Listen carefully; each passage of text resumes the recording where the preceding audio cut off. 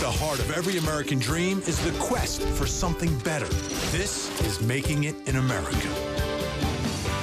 Now, unemployment for veterans is dropping, but that doesn't mean they're all taking the 9-to-5 route.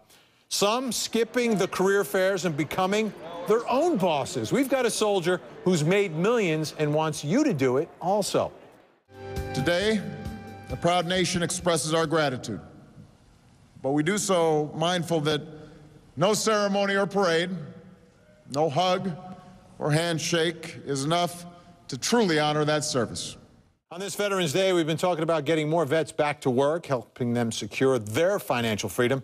Many are doing it by becoming their own boss and even working from home. According to recent census data, veterans own 9% of all U.S. businesses.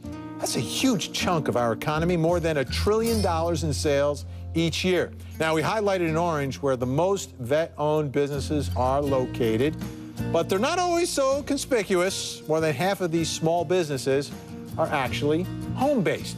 So, if you're a veteran, you want to start your own business, how do you do it? Well, let's meet Lee Escobar. He's the author of Rich Soldier, Mission Financial Freedom. He's also a chaplain and a captain in the Army Reserve. And Lee joins me now live from New York. Lee, thanks so much for being here, and thanks so much for your service to our nation. Hi, how you doing? Great. Let me start first. As your own boss, right, a veteran, as his or her own boss, what are the qualities that they have? Are they the obvious ones like drive, determination, discipline?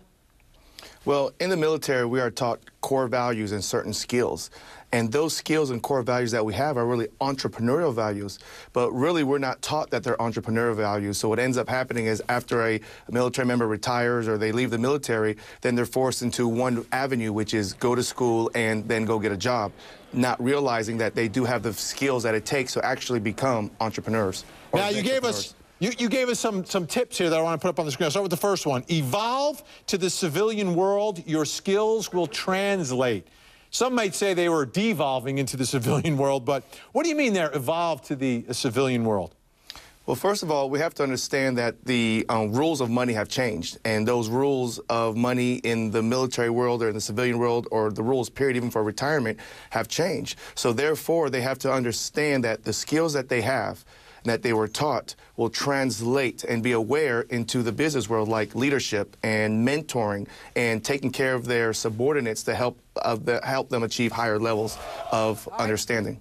You also say educate yourself, and what do you mean by that? Is it just going to school, or is it something beyond that? No, what I'm talking about there is not an academic education. I'm really talking about a financial education.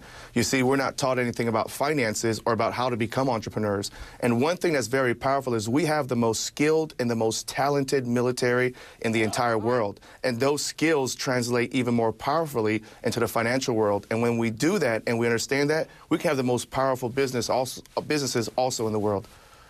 Hey, Captain, do you think the men and women, while they're serving, are thinking about the next step enough? They're not thinking enough, but now, being that there's going to be a big downsizing taking place, I know for a fact that a lot of them are wondering, what do I do next? What's happening? What's coming? And that's why my book, Rich Soldier, is coming at the right time to let them, number one, have an awareness that they can have a different avenue than what they're being forced into, and then teaching them the basic foundational principles called the wealth ethics to actually help them achieve that. Captain Lee Escobar, sir, thank you so much.